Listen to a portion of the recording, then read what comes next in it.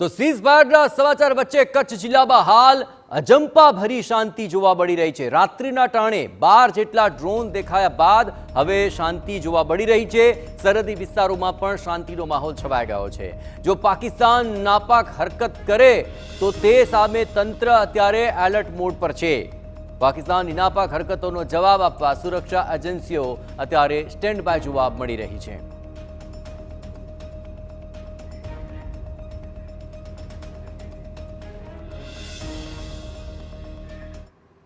तो कच्छ बॉर्डर पर अत्यारे शू परिस्थिति प्रवर्ती रही है तेनी पर सतत नजर राखी रहा है टीवी9 संवाददाता मोहित भट्ट। मोहित, आखिर कच्छनी जो बात करवामां आवे सीजफायर बाद पण पाकिस्ताने छमकला कर्या हता अने मोडी रात्रे पर थोड़ा ड्रोन देखाया हता, परंतु त्यारबाद हवे बॉर्डर पर खास करीने कच्छ बॉर्डर पर शू परिस्थिति आप जोई रहा छो मोहित?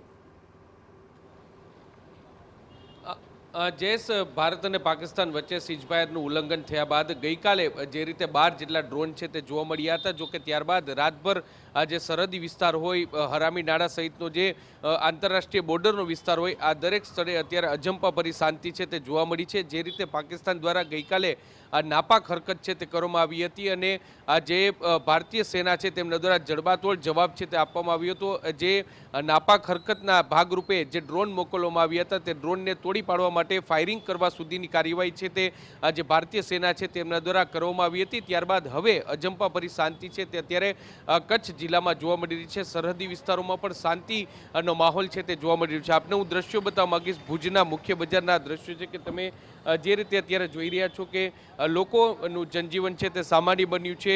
જે વેપારીઓ છે તેમને પોતાની દુકાનો પણ ખોલી લીધી છે અને અત્યારે સામાન્ય સ્થિતિમાં લોકો છે તે પોતાના રોજિંદા કામમાં લાગી ગયા હોય તેવું અત્યારે સ્પષ્ટપણે દેખાઈ રહ્યું છે। પરંતુ જે રીતે પાકિસ્તાન છે તેમની અવરચંડાઈ માટે જે કુખ્યાત છે અને અવારનવાર તેઓ પોતાની નાપાક હરકતો છે તે કરતા હોય છે, તેને પહોંચી વળવા માટે ભારતીય સેના છે તે એલર્ટ મોડ પર જોવા મળી રહ્યું છે। વહીવટી તંત્રના અધિકારીઓ છે તે પણ એલર્ટ મોડ પર છે અને દરેક જે ભારતીય છે તે પણ જાગૃત છે કે જ્યારે આ પ્રકારની કોઈ પણ જે ચેતવણી આવે અથવા તો વોર્નિંગ આવે તો તુરંત જ તેઓ જે સેના દ્વારા જે આદેશ આપવામાં આવે તેને પહોંચી વળવા માટે, તેને સહયોગ આપવા માટે તૈયાર છે તે જોવા મળી રહ્યા છે। ભારતીય સેના સહિત દરેક ભારતીય છે તેઓ 11 વાગ્યાની જે વિદેશ મંત્રાલયની પ્રેસ કોન્ફરન્સ છે તેના પર નજર રાખી રહ્યા છે અને ત્યારબાદ જે પ્રકારનો આદેશ મળશે અને ત્યારબાદ તે અંગેનું અનુકરણ છે તે કરવામાં આવશે। જો કે હાલમાં કચ્છના જે સરહદી વિસ્તારો હોય કે પછી ભુજ શહેરના વિસ્તારો હોય, આ તમામ જગ્યાએ અજંપાભરી શાંતિ છે તે જોવા મળી રહી છે અને તંત્રના